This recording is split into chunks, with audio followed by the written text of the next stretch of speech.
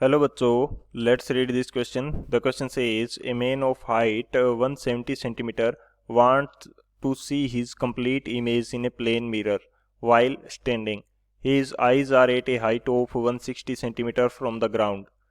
Option first, minimum length of the mirror should be 80 centimeter.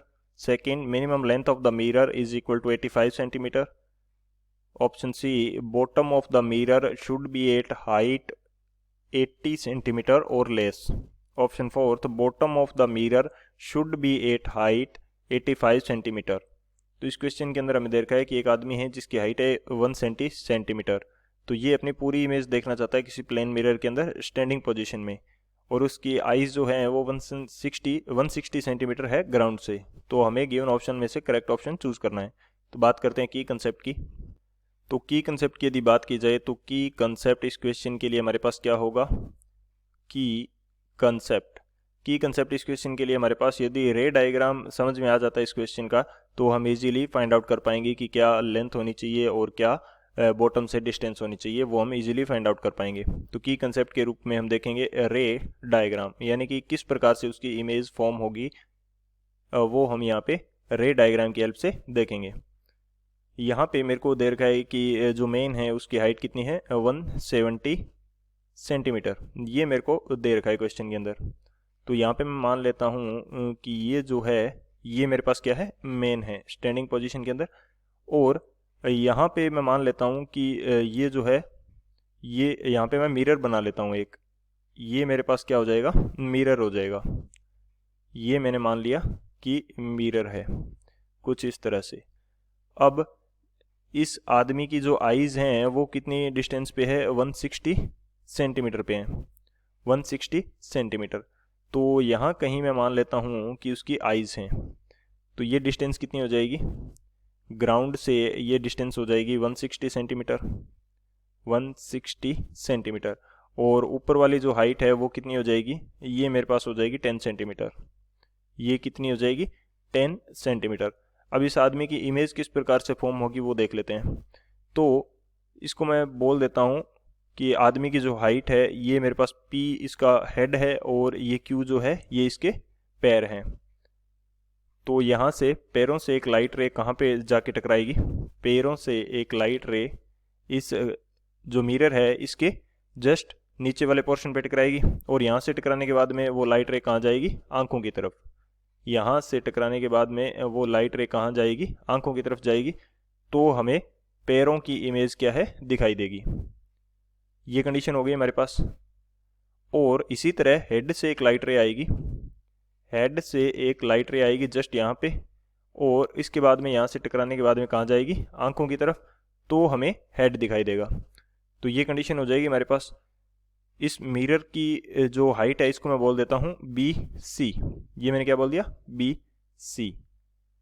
तो इसकी image किस प्रकार से बनेगी, इसकी इमेज हमारे पास कुछ इस तरह से बनने वाली है कि ये जो लाइट रे है इसको पीछे की तरफ बढ़ाएंगे हम लोग. ये जो लाइट रे है इसको पीछे की तरफ बढ़ाएंगे तो ये कहीं इस पॉइंट के ऊपर हमें दिखाई देगी. और इस वाली यदि लाइट रे को हम पीछे की तरफ बढ़ाएंगे तो ये हमें कहीं इस पॉइंट पे दिखाई देगी. तो इस प्रकार से ये हमारे पास बनेगी इसकी इमेज.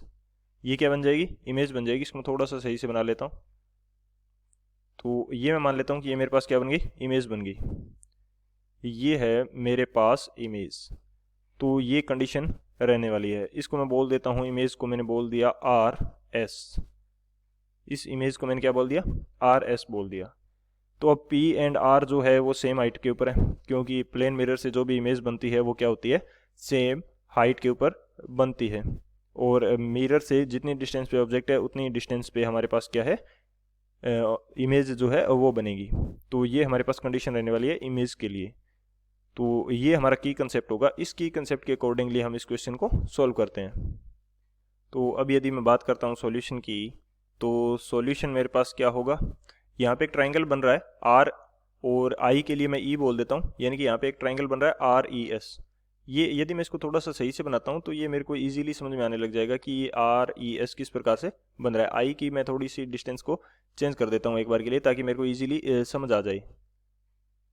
सॉरी, इसको थोड़ा सा हम सही से बना लेते हैं। ये मेरे पास आई के लिए पॉइंट हो जाएगा, और अब ये हमें ट्राइंगल थोड़ा सा इजीली समझ में आने लायक बन गया है। तो ये इस प्रकार की कंडीशन हमारे पास है। यहाँ पे एक ट्राइंगल बन रहा है, triangle R E S, and एक ट्राइंगल हमारे पास बन रहा है बी ई सी। एक तो ट्राइंगल बन रहा है हमारे पास आर ई एस बन रहा है, और एक ट्राइंगल हमारे पास बन रहा है B E C, and triangle B E C. इन दोनों के अंदर एक हमारे पास कॉमन एंगल है, वो क्या है? Angle E. एंगल ई क्या है? दोनों के लिए कॉमन है। तो हमारे पास इस एंगल को यदि ध्यान से देखेंगे तो R S by B C ये क्या होंगी? इनकी वैल्यू हम इजीली फाइंड आउट कर पाएंगे। आर एस और बी सी। तो ये जो एंगल ई कॉमन है, इसकी वजह से हमारे पास R S by B C, इनका रेशो कितना आएगा? आर एस और इनका रेशो मेरे पास आ जाएगा 2/1। अब 2/1 क्यों आएगा? क्योंकि बी ई की जो वैल्यू है वो बी आर के इक्वल है, इसी तरह से सी ई की वैल्यू है वो सी एस के इक्वल है। तो ट्राइंगल आर ई एस की जो आर ई वैल्यू है ये 2 टाइम्स हो जाएगी किसकी? बी ई की। आर एस और जो हमारे पास एस ई जो डिस्टेंस है वो 2 टाइम्स हो जाएगी किसकी? सी ई की। तो इसी वजह से यदि ये एंगल सेम रखना है तो आर एस की वैल्यू भी 2 टाइम्स होनी चाहिए किसकी? बी सी की। एक तो ये कंडीशन हमारे पास आ जाएगी।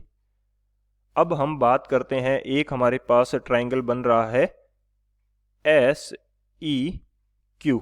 एक ट्राइंगल हमारे पास क्या बन रहा है? S E Q.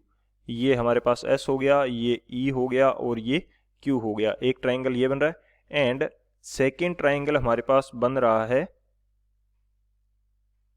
S C, sorry, एक ट्राइंगल हमारे पास क्या बन रहा है?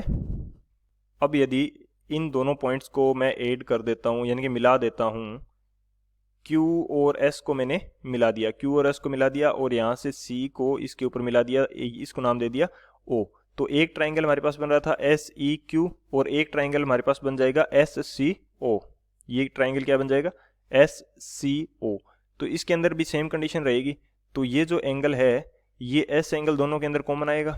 सो एंगल S जो है इसकी वजह से हमारे पास EQ और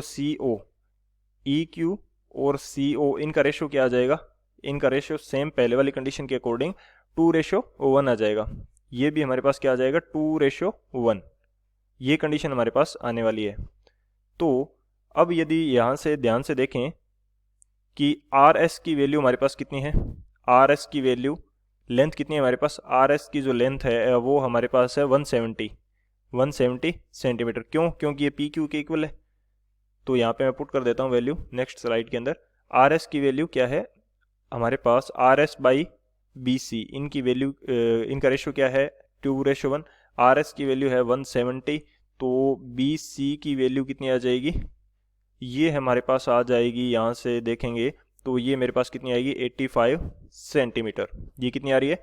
85 सेंटीमीटर आ रही है। तो बी सी हमारे पास क्या है? B C is the length of mirror. तो मिरर की लेंथ हमारे पास कितनी आ रही है? 85 सेंटीमीटर। सेकेंड हमारे पास एक और इक्वेशन हमने देखी थी, ई क्यू बाई सी ओ। तो ई क्यू की वैल्यू क्या है हमारे पास और सी ओ की वैल्यू क्या है ये हम देख लेते हैं। ई क्यू की वैल्यू है हमारे पास 160 सेंटीमीटर। ई क्यू क्या है हमारे पास? 160 सेंटीमीटर। तो सी ओ की वैल्यू आ जाएगी यहाँ से, तो ये आ जाएगा डिवाइड बाई सी ओ 2:1। तो सी ओ की वैल्यू हमारे पास कितनी आ जाएगी? 80 सेंटीमीटर।